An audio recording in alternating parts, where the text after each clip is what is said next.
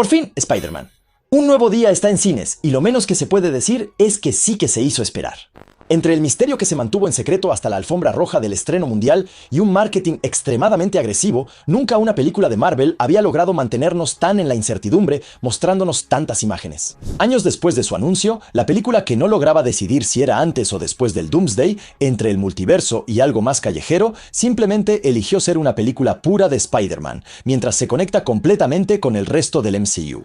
Sí, está Hulk, sí, está el Castigador, pero este Peter, más maduro que nunca, en ningún momento intentó repetir las fórmulas del pasado.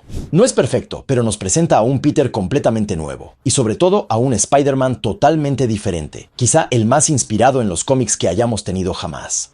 Y como fan, eso es absolutamente todo lo que pedía. Pero también recibí muchos mensajes de ustedes que dicen estar decepcionados. Que Marvel intentó arriesgarse a integrar completamente a Spider-Man con el resto del MCU, pero sin hacerlo realmente a fondo. Que el final sería decepcionante. Por mi parte, creo que la película está bastante equilibrada.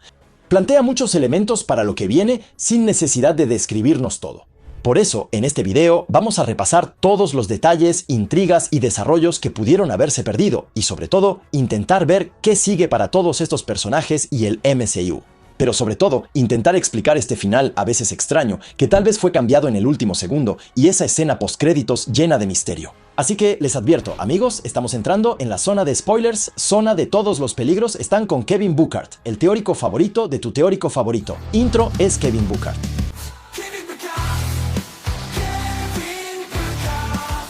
Un verdadero Spider-Man en el MCU. En el canal este mes de julio ha sido muy especial.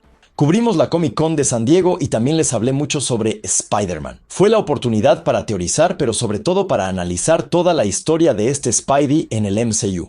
Tom Holland y su Peter siempre han navegado entre lo muy bueno y lo que considero una adaptación que no comprendía al personaje. Una introducción muy fuerte en Civil War, con entregas en solitario algo dispares, hasta la intensa emoción de Infinity War y Endgame, especialmente en su relación con Tony Stark.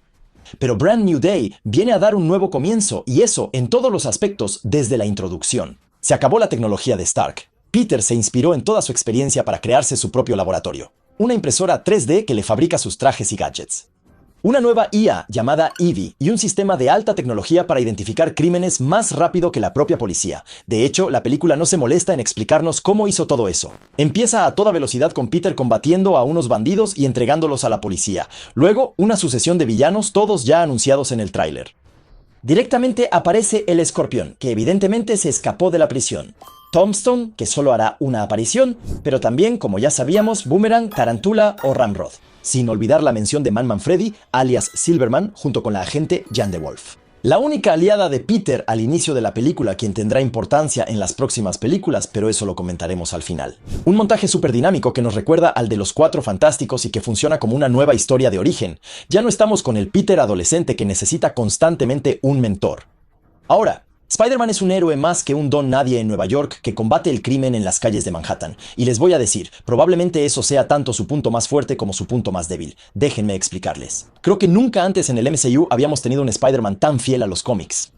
Claramente, esta introducción nos da la impresión de abrir un cómic y disfrutarlo. Sin olvidar la realización que parece sacada directamente del videojuego de Insomniac, con sus secuencias de balanceo y combate impresionantes. Pero la película parece querer empezar tan rápido que deja de lado todo lo demás, porque les recuerdo que los eventos de No Way Home y el hechizo de Strange lo hicieron desaparecer por completo. De hecho, muchos de ustedes no entienden necesariamente cómo funciona ese hechizo. Y es normal. La primera versión que se mostró en el cine era bastante confusa sobre sus repercusiones. Por eso, unas semanas después, Sony lanzó una versión extendida que nos muestra que Peter no solo es borrado de la memoria, sino también de todas las fotos y de cualquier registro oficial. Peter Parker simplemente ya no existe y nunca existió, al grado de que ni siquiera tiene papeles, pero entonces se nos olvida que para nosotros él todavía existe. Sin embargo, la película omite completamente hablarnos de lo esencial. ¿Cómo sobrevive Peter? Tiene un departamento, sí, bastante cutre, pero también ocupa el sótano de un edificio como su guarida high-tech, con equipo y accesorios de alta gama. Ok, entiendo que sea una revolución, pero aún así, ¿cómo le hace para pagar todo eso? Durante toda la película no se menciona en ningún momento que tenga un trabajo extra, ni una posible carrera como fotógrafo. Peor aún, al final parece que ni siquiera estudió en ningún lado, simplemente es un genio con recursos. Y creo que ese es uno de los puntos negativos de la película, porque incluso la Universidad Empire State parece ser solo el lugar donde el profesor Banner da clases. Peter no sabe dónde está la biblioteca, y parece que solo compró un suéter de la ISU. Sí, durante estos últimos 4 años solo ha sido Spider-Man. Sin olvidar la mención de los mismos memes en internet sobre él y Mephisto que siguen en línea. Pero no hay ninguna mención de James Jonah Jameson. Spider-Man, un psicópata. Déjame decirte algo, chico. Tú no eres un héroe. Cuando debería estar más que presente. Se nota que las acciones de Spider-Man causan muchísimos daños, aunque sea solo para detener criminales. Sí, es solo un detalle, pero claramente es algo que me llamó la atención. En fin, 4 o 5 años en los que Peter no conoció a nadie, no tiene amigos y combate el crimen bajo la máscara hasta el día en que se encuentra de nuevo con Ned. Por cierto, además del huevo de Pascua de la cerveza Jackal, del que ya hablamos en otros videos, podemos ver que Peter hizo un pequeño anuncio de su cerveza sin alcohol Viero. Sí, Tom pasó por momentos difíciles con el alcohol y ahora está totalmente sobrio. Por eso creó su propia marca de cerveza sin alcohol. Un pequeño dato curioso, por cierto. Decide seguir a Ned a su propia fiesta de estreno de casa y se encuentra de nuevo con MJ. Dos personajes que tienen una historia con Spider-Man, quien los salvó en muchas ocasiones durante su juventud, pero ninguna con Peter Parker. De hecho, vemos que Ned hace todo lo posible por descubrir quién es realmente Spider-Man. Incluso llega a sospechar de Flash y de su profesor de preparatoria. Más tarde nos enteramos de que el hechizo dejó un verdadero vacío en su memoria, y Ned y MJ también son unos genios. Estudiaron en el EMIT, lo que hace que este misterio sea aún más perturbador para ellos. Peter se presenta como Maynard, un nombre bastante raro que le sale de manera instintiva. Podemos imaginar que lo primero que le viene a la mente es el nombre de la persona más importante de su vida, May, y luego improvisa a partir de él. De hecho, MJ lo repite añadiendo Maynard, que probablemente es la mezcla que más caracteriza a Peter. Pero también aquí vemos que MJ tiene un nuevo pequeño tema. No es así como uno se imagina la vida. Bueno, claramente, un plano que solo duró 3 segundos en toda la película, pero que basta para iniciar la transformación de Peter. Porque estos últimos 4 años de olvidarse por completo de sí mismo no solo lo han aislado, han alterado su ADN y acelerado su mutación. La araña toma el control y lo hace perder totalmente el control. Volveremos a eso en detalle porque cambia muchas cosas para el resto de la película. Pero antes de eso, retrocedamos un poco. Al principio de la película, el montaje sobre los hechos de Spidey nos lleva a la famosa escena del ataque del tanque y a una de las mejores escenas de balanceo de todo Spider-Man en general. Una escena que se había mostrado en la Comic Con en el panel de Michael Giacchino, al que tuve la suerte de asistir. Una escena que forma parte de las primeras filmaciones en Glasgow. Y es ahí donde se encuentra la mayor diferencia con las películas anteriores de Jon Watts. Como lo hizo con el autobús de Shang-Chi, Destin Daniel Cretton privilegió el rodaje en escenarios reales para la mayoría de las escenas de acción, lo que lo convierte en una de las películas más bonitas de Marvel de los últimos años. Se acabaron los efectos especiales feos, los grandes fondos azules, cada balanceo parece real, y es en esta escena donde realmente entendemos el papel de Peter en Nueva York estos últimos años. Sí, Spider-Man no apareció ni en Daredevil Born Again ni en los Thunderbolts, dos proyectos que también se desarrollan en Nueva York. Sin embargo, parece que sí comparten una historia con Frank Castle, explicado simplemente por el hecho de que Spidey lo salvó de una muerte segura en Staten Island. Desde entonces, los dos se cruzan regularmente durante misiones en común en Nueva York, y su química es simplemente extraordinaria. Y no es casualidad. Tom Holland y Jon Bernthal son muy amigos en la vida real. Se conocieron durante el rodaje de la película The Last Crusade, y se ayudaron mutuamente para sus castings de Spider-Man y Punisher. Y aquí, su amistad salta a la pantalla en esta película, pero hablaremos de Punisher un poco más adelante. Porque hay otro cameo que debemos mencionar, el de Yelena. Sí, Yelena ahora es una integrante consolidada de los Nuevos Vengadores. Y les recuerdo que la película justamente ocurre entre Thunderbolts y Doomsday en 2028 bien. Aparte de una pequeña broma donde su oficina está en unos baños públicos, recordándonos sus orígenes rusos, ella viene a establecer una jerarquía de héroes. Los Nuevos Vengadores manejan los casos importantes como lo hacían los Vengadores antes, pero de manera más oficial, como una organización gubernamental. Peter, por su parte, se encarga de los pequeños delitos, los criminales de la calle, mientras que Daredevil estaba en guerra abierta con el alcalde de Nueva York. Peter, aquí, nos muestra que sigue las reglas, trabaja con la policía y con el DEU de Daredevil, y por eso no tiene ningún interés personal en involucrarse en la guerra de Daredevil. Por eso no aparece en ningún otro proyecto neoyorquino. Él tiene su propia jurisdicción, la de la policía en todo Manhattan. Mientras que Daredevil, por su parte, permanece confinado en Hell's Kitchen frente a la fuerza especial del Kingpin. Pero esta escena del baño también resalta un detalle importante. Peter sigue siendo Spider-Man en todas las circunstancias. Incluso en el baño mantiene su máscara, incluso cuando toma un té con el castigador. El único momento en que se la quita es en presencia de MJ, la única que logra hacerlo volver a ser Peter. De hecho, es justo después cuando deja la famosa carta que nos lleva a esa escena conmovedora donde MJ le dice que no lo ama. Y hablemos de eso, ya que el regreso de Ned y MJ a Nueva York lo cambió todo. Un Spidey sin mentor. Mientras que la trilogía de John Watts abordó la adolescencia del héroe, Brand New Day parece asumir completamente la evolución hacia una historia más madura. Se los he dicho muchas veces, durante mucho tiempo le reproché a Watts y al MCU tener miedo de usar el lore de Spider-Man, especialmente con Mary Jane convertida en Michelle Jones y Moe está atormentado. Un entorno que mantenía a todos en la infancia. Pero debo decirlo, uno de los grandes logros de esta película radica en la reinvención global de los personajes y su integración en un MCU maduro. Peter ahora tiene el control total de su identidad como Spidey. Ninguna amenaza de nivel callejero está realmente a la altura de su dominio. Y todos los personajes que lo rodean sirven para la transformación que va a experimentar. Antes Peter estaba rodeado de mentores como Stark, Fury o incluso Strange, quienes lo hacían evolucionar de película en película. Ahora es Peter quien tiene un impacto real en el resto del MCU. Personajes que, en este caso, no están ahí por casualidad, como simples cameos. Todos tienen un papel, un propósito. Y todos representan la idea de la evolución de la identidad. El castigador muestra lo que el aislamiento y la ira pueden hacerle a un hombre. Banner, los peligros de reprimir a un monstruo interior. Y Jean, el peligro de olvidarse de sí misma. Porque Jean es el personaje más interesante de esta película. Bueno, debo hacer mi mea culpa. Ciertamente fui uno de los primeros en decir que Sadie Sink iba a interpretar a Jean Grey, cuando todos me decían que estaba loco, por cierto. Pero después de tantas teorías, no podía convencerme de que Marvel la iba a introducir como la villana principal de la película. Luego surgió la idea de un segundo telépata. Pero no Jean Grey, la primera mutante X-Men real del MCU, es la única telépata de la película. Bueno, en teoría, porque ella obtiene el control de su poder de su hermana, Sarah Grey, quien es la razón de las acciones de Jean. Desde entonces, Jean, que busca a su hermana, solo vive a través de los ojos y recuerdos de aquellos a quienes posee. Un poco como Peter, que solo vive a través de los ojos de Spidey. Y debo decirlo, me gustó mucho el impacto de Peter en estos personajes, empezando por Frank. Por una vez, ya no se limita a la confrontación, al combate. Se muestra tal como es. Se hace amigo de Peter, aunque los dos son muy diferentes durante todo el tiempo. Pero Peter le va a enseñar la compasión hasta esa gran escena final en el hospital donde hay muchísima química entre ellos. Peter tiene un verdadero impacto en él. Por cierto, un pequeño easter egg. El bastón de castigador se llama Golden Girl, en referencia a su primer encuentro con Hombre Araña en el cómic espectacular Spider-Man número 141. En cuanto a Hulk, es un poco diferente, porque Jean, al controlar a Banner, rompió el bloqueo mental que mantenía a Hulk encerrado. Y su transformación no ocurre cuando ella tiene el control, sino cuando Banner regresa. No Banner. Para mí no. Un elemento muy interesante, ya que nos muestra que Jean tiene un impacto real sobre lo que controla. No se preocupa por los traumas de cada quien. Usa el cuerpo y la mente sin restricciones. Y podría ser que eso tenga un impacto real en el futuro, especialmente en Secret Wars. Pero Banner no se detiene ahí. Aquí, él es quien le permite a Peter encontrar la manera de controlar su propia mutación, inspirándose en la tecnología capaz de controlar la mutación gamma, una tecnología que ya existe y que se utiliza para controlar las mutaciones de She-Hulk y de la Abominación. Pero Peter logra hacerlo genérico para cualquier tipo de mutación. Otro pequeño detalle que creo que soy el único que predijo. La idea de que Peter simplemente le dio a Mads Gire y al Deo Dios de aquí la tecnología para suprimir los poderes de los mutantes en el futuro. Teoría aparte, esta película no solo ofrece una nueva visión, sino que probablemente nos brinda las mejores escenas de acción de todos sus personajes.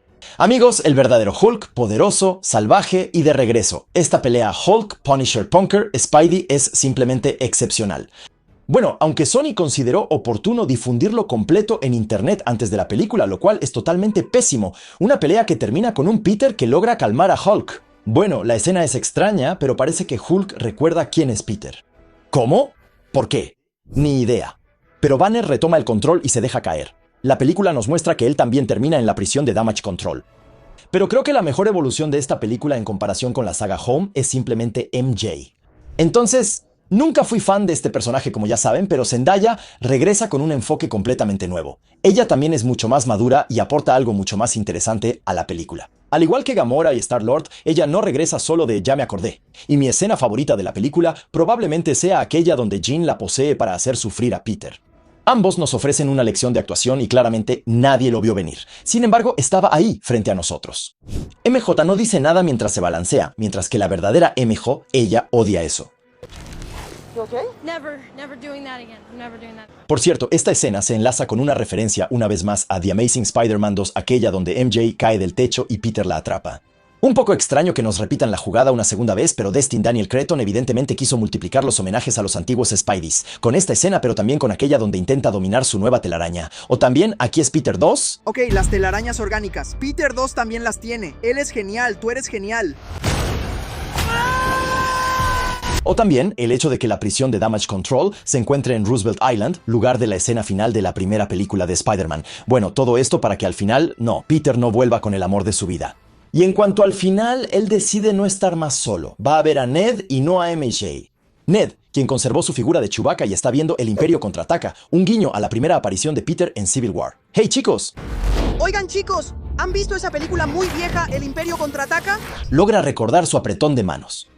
Y ese es uno de los misterios de la película que me parece bastante bien hecho. Se los digo muchas veces, la película no nos explica todo. Creo que ese es uno de los elementos que hizo que algunos de ustedes sintieran que algo quedó incompleto, porque Karine le explica a Peter que no queda absolutamente nada de él en la memoria de MJ. Pero cuando Spidey empieza a jugar Lego con Ned, instantáneamente recuperan su conexión. Su amistad no necesita recuerdos.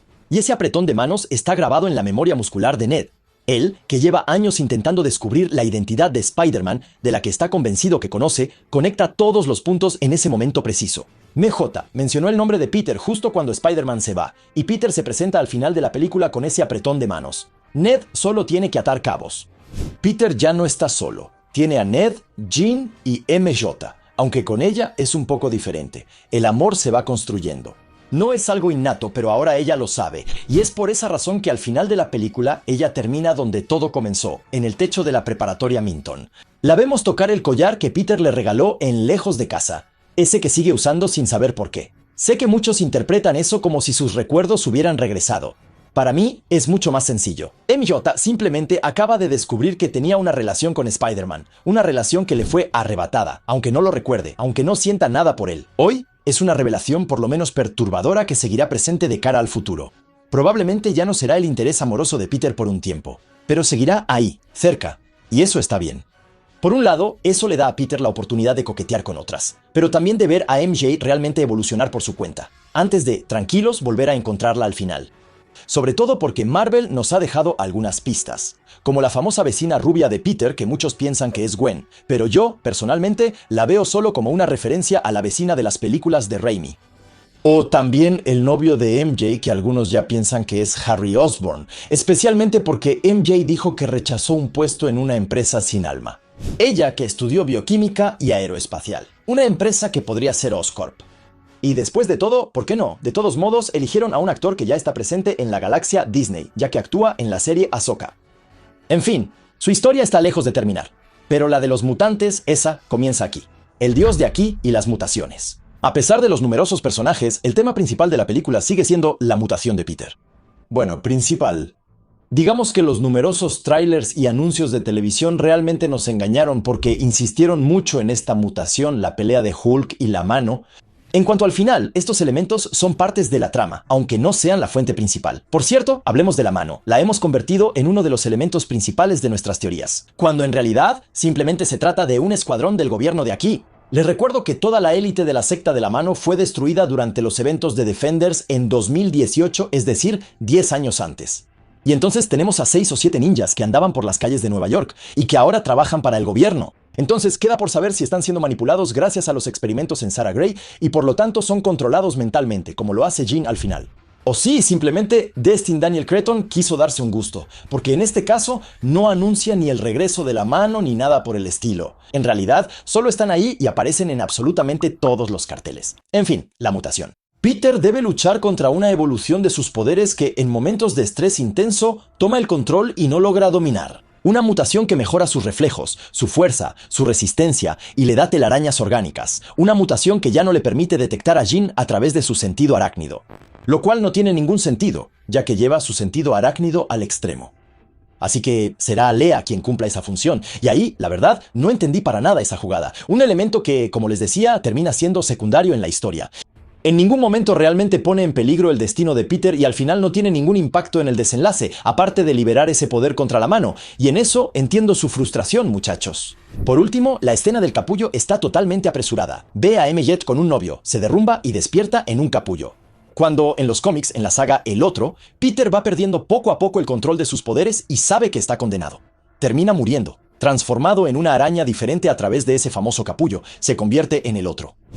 Y aquí, esta mutación solo está para preparar lo que sigue en el MCU. Primero, dándole a Peter las armas para salir adelante en Avengers Secret Wars, porque allá no tendrá todos sus gadgets. Va a necesitar sus telarañas orgánicas, pero también para crear los inhibidores de mutación. Eso por sí solo genera toda una genealogía tecnológica. Inspirada una vez más en la tecnología de Banner, claro, pero también en la de Octopus. Eso mismo que vemos especialmente en Deadpool 2 a través del collar inhibidor, el que permite someter a los mutantes en el futuro apocalíptico de días del futuro pasado. Una tecnología que parecería ya existir ya que Wanda tiene un collar cuando la arrestan en el raft, pero bueno, no es la única incoherencia. En fin, la genealogía es larga, pero vamos a lo esencial. Peter es entonces el creador de ese inhibidor, y ahora es el DODC quien lo controla. O al menos Mads Gere, el verdadero villano de toda esta historia. Mads Gere es en Brand New Day el director del DODC. En mi guía ya les hice todo el historial de esta organización creada por Stark para reparar los daños causados por los Avengers, que, después de su muerte, se convirtió en un organismo gubernamental que caza a los superhumanos ilegales. Bueno, excepto que poco a poco, este organismo se fue volviendo ligeramente extremista al punto de encerrar a casi todos los que quiere sin un juicio real, como lo muestra la serie Wonder Man con Trevor Slattery. Y ahora vemos que no solo usan tecnologías de Stark como los drones, las de Ross como los cañones sónicos, o incluso de supervillanos como la de Shocker. Pero bajo la presidencia de Mezger también hacen experimentos ilegales con sus prisioneros, un poco al estilo de Valentina Allegra de Fontaine con su Noexe.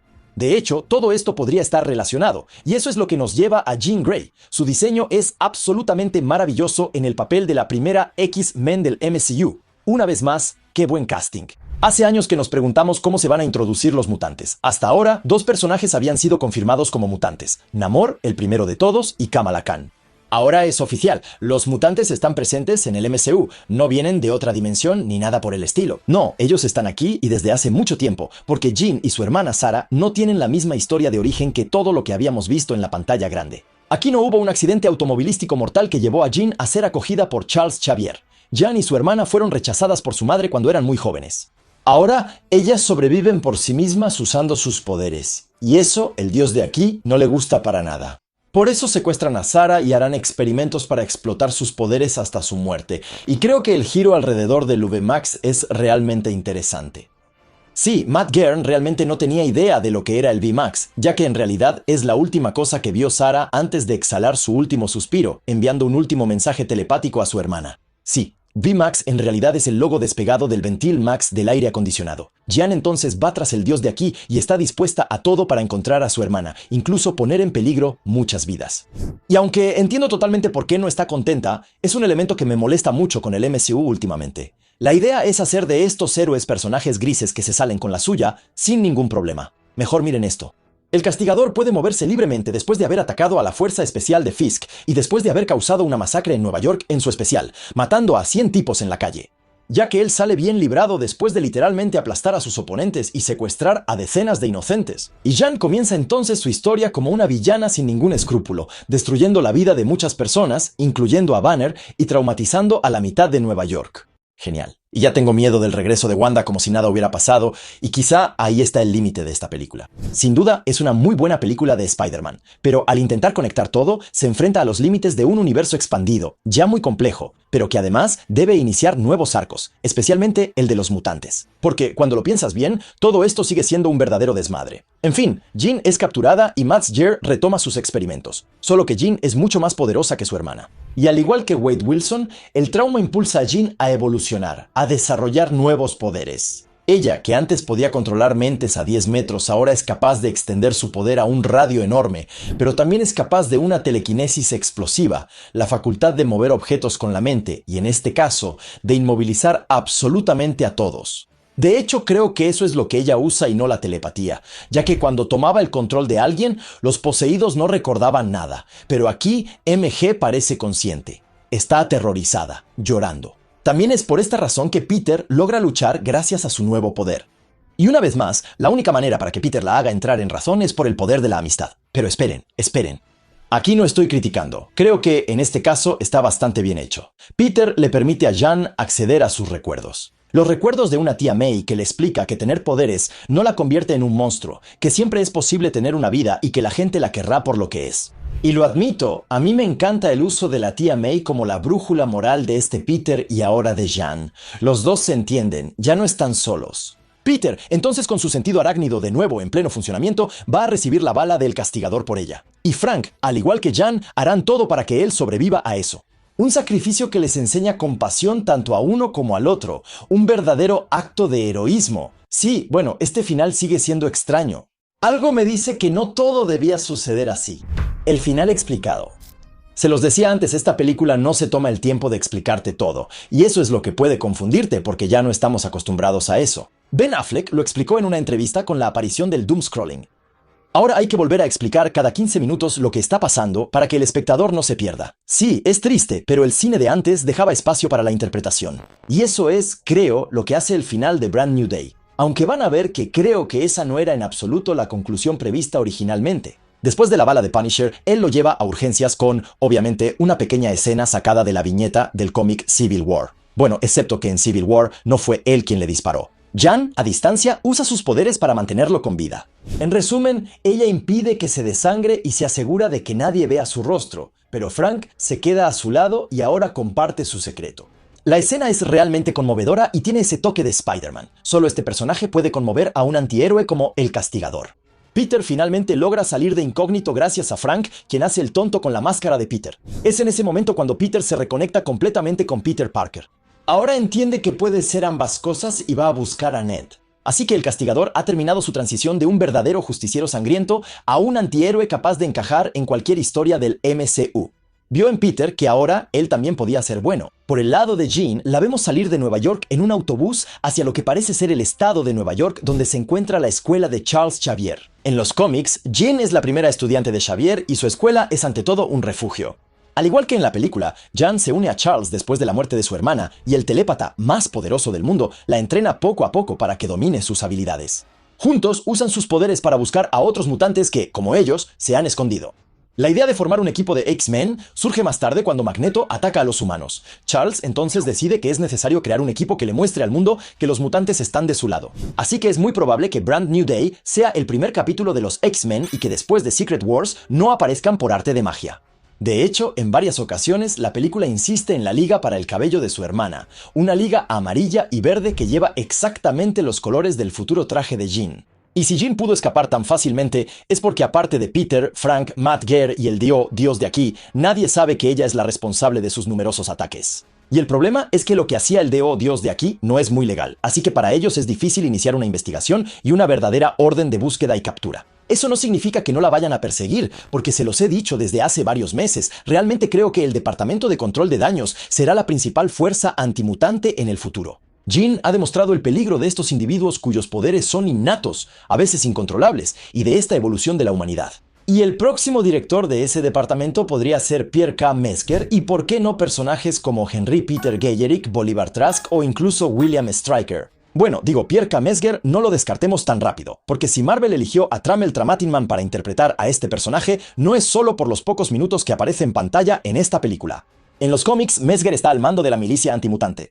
Y dado el trauma que Jean le hizo pasar, hay muchas posibilidades de que se radicalice, como lo hizo Fisk después de su experiencia con Echo, pero de una manera un poco menos convencional, con una guerrilla antimutante y violenta. Por último, hablemos de la escena post-créditos que, lo sé, probablemente no les haya gustado mucho. Ahí vemos el famoso Spider Tracker desarrollado por Ned. Como recordatorio, Ned desarrolló una aplicación comunitaria que permite a cualquiera reportar una aparición de Spider-Man en Nueva York. No se trata de un GPS ni de un rastreador real. De hecho, lo vemos cuando Spidey llega a su casa. Son sus vecinos quienes lo reportaron, ya que el rastreador lo señala en su vecindario, no directamente en su casa. En fin, esta escena nos muestra que ya no hay rastro del héroe en todo Nueva York. La aplicación hace un zoom hacia afuera y se posiciona en el espacio donde se detecta un rastreo. Y dado que se trata de un rastreo basado en la comunidad, necesariamente es porque alguien lo reportó con su teléfono. Con, por ejemplo, el paquete Siley Espacio Intersideral, sí, es tonto, pero bueno, y creo que simplemente fue el propio Peter quien se reportó. Después de todo, ¿quién más? La idea es simplemente avisarle a Ned que ya no está en la Tierra, pero que está bien. La película termina con el mensaje Spider-Man volverá. Bueno, todo eso está muy bien, pero ¿qué significa? Porque bueno, al principio nos prometieron que la película llevaría directamente al día del juicio final. Y ahí, en este caso, no lo lograron. Claro, uno puede pensar que si Peter está en el espacio es porque se unió a la tripulación de Reed, pero el final indica que regresará. A diferencia de los otros personajes, de quienes se indica claramente que volverán para el día del juicio final. Así que hay muy pocas posibilidades de que Peter aparezca en la película, salvo al final o en una escena post-créditos. Porque sabemos que Tom Holland y su versión serán muy importantes para la siguiente película, Secret Wars. pero no necesariamente en el día del juicio final. Así que podemos imaginar que, de alguna manera, Peter termina en la famosa balsa que le permite a Reed sobrevivir al final del multiverso y llegar al Battleworld. En los cómics, el Doctor Doom logra obtener poderes extraordinarios para destruir el multiverso o salvarlo, según el punto de vista, y crear un Battleworld donde él es el soberano divino. Un mundo federado hecho de los restos de todo el multiverso y donde nadie, excepto Strange y el Hombre Molécula, recuerda el mundo anterior. Nadie, bueno, no realmente, ya que años después de su creación se encuentran dos balsas salvavidas de las cuales salen los héroes que sobrevivieron a todo eso. Ellos sí recuerdan todo y organizan una rebelión contra Doom. Y los rumores hablan de Spider-Man y Jean como elementos esenciales de esta historia, con Jean teniendo probablemente un papel primordial para ayudar a los héroes a recordar, un poco como lo hace Layla Miller en el cómic House of M, y Peter en todo esto. Pues, una vez más, este final no está nada claro. Y si quieren mi opinión, fue modificada en el último momento. En las últimas semanas, nos llegaba la idea de que el final de la película dividía opiniones. Pero aquí, aparte de que es extraño y que la escena postcréditos parece improvisada, realmente nada divide. Por eso creo que todo este final después del tiroteo de El Castigador fue rehecho al aventón. Y lo que me hace decir eso es el testimonio de Rosario Dawson, quien nos indica que su personaje, Claire Temple, fue totalmente eliminado en el último segundo. Claire Temple es la enfermera nocturna, la que cuida a los superhéroes de nivel callejero de Nueva York. Y obviamente cuando le disparan a El Hombre Araña, no lo llevan a un hospital público, sino con Claire. De hecho, exactamente como en la saga El Otro. Y creo que Peter debió haber muerto en esa escena, y que el final era totalmente diferente. De hecho, eso es lo que insinuaba Zendaya durante toda la promoción. Ella que vistió de negro todo el tiempo, excepto en China, donde vestía de blanco. El blanco que justamente es el color del luto en China. Se los digo, él debió haber muerto. Y de todas formas, todo suena falso aquí.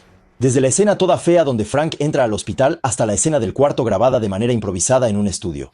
Sí, Peter debía morir, ser enterrado y probablemente la escena postcréditos debía mostrarnos al simbionte haciéndolo resucitar. Y creo que el estudio tuvo miedo de incomodar a los fans o al menos a aquellos que no conocen los cómics, porque entre nosotros la continuación de Peter Parker en Secret Wars necesariamente va a pasar por el traje negro, el traje simbiótico. Porque los rusos siempre lo han dicho, su cómic favorito es Secret Wars del 84, ese donde aparece por primera vez ese traje con esa portada absolutamente mítica. Así que creo que Peter originalmente debía conseguirlo en el primer final, y que al final solo lo tendrá en Los Vengadores de 2027, y ese traje podría tener un papel primordial para lo que sigue, especialmente en un posible Spider-Man 5, porque la integración del personaje de Jean DeWolf y la importancia que le da esta película no están ahí por nada. En una saga de la que les hablé en un video anterior, Jean DeWolf es asesinada, lo que hace que Peter pierda la cabeza y salga tras sus asesinos con una violencia sin igual usando el traje negro. Al mismo tiempo, el reportero Eddie Brock publica la entrevista de un tal Emil Gregg, quien se hace pasar por el asesino, el Sinister. Una entrevista que lo convertirá en una estrella de la prensa, pero el Hombre Araña y los dos Daredevil atraparán al verdadero culpable y destruirán la carrera de Eddie. Meses después, en una iglesia, Peter se deshace del traje simbionte que lo había vuelto tan agresivo. Una iglesia donde Eddie reza por la muerte del Hombre Araña, un poco como en Spider-Man 3 de Raimi. Un traje que se unirá al periodista creando a Venom. Sí, amigos, Venom probablemente está en camino y será uno de los villanos de esta nueva trilogía. En fin, como les decía, hay mucho más que analizar de lo que uno cree. Pero vamos a concluir juntos. ¿Es esta la mejor película de Spider-Man? Brand New Day logra ofrecernos probablemente una de las mejores películas de Spider-Man del MCU, al menos en solitario porque me gusta mucho su introducción en Civil War. También les da a todos los personajes una escritura cuidada y escenas entre las más memorables del MCU. Pero hay que decirlo, esa también es su debilidad. Al querer unirlo todo se pierde. Ciertamente, Spider-Man sigue siendo central, pero se nota claramente las enormes exigencias del MCU y los reshoots que crean muchas incoherencias. Destin Daniel Cretton admitió tener una película sólida de 3 horas. Sin embargo, la versión final dura 2 horas con 25 minutos. Entonces probablemente es un mal necesario, pero se nota claramente que esos 35 minutos que faltan son lo que más le afecta a esta película. Prueba de ello es ese final un poco flojo. Sin embargo, cumple su promesa de ofrecernos una nueva historia de origen, no solo para este Spider-Man maduro, sino también para la continuación de la renovación del MCU. Con Thunderbolts, Los Cuatro Fantásticos, Born Again temporada 2 y Wonder Man, se nota que Marvel está buscando su camino, pero va afinando su estilo de proyecto en proyecto. Y claramente, veníamos de muy abajo. Tanto en el guión como en la realización, porque Dios mío, qué hermoso es, no había sido tan hermoso en años. La dirección de Destin Daniel Cretton es pulida, dinámica y la fotografía es sublime. Prefirieron los efectos prácticos en lugar de los digitales. E incluso cuando todo es digital, como la pelea contra Hulk, pues se ve bien, uno se lo cree. Y entonces, para responder a la pregunta, sí, creo que se puede decir con esta película, Tom entra claramente en la competencia para ser el mejor Spider-Man en pantalla. Por cierto, si no han visto mi video sobre el tema, vayan a verlo, está increíble.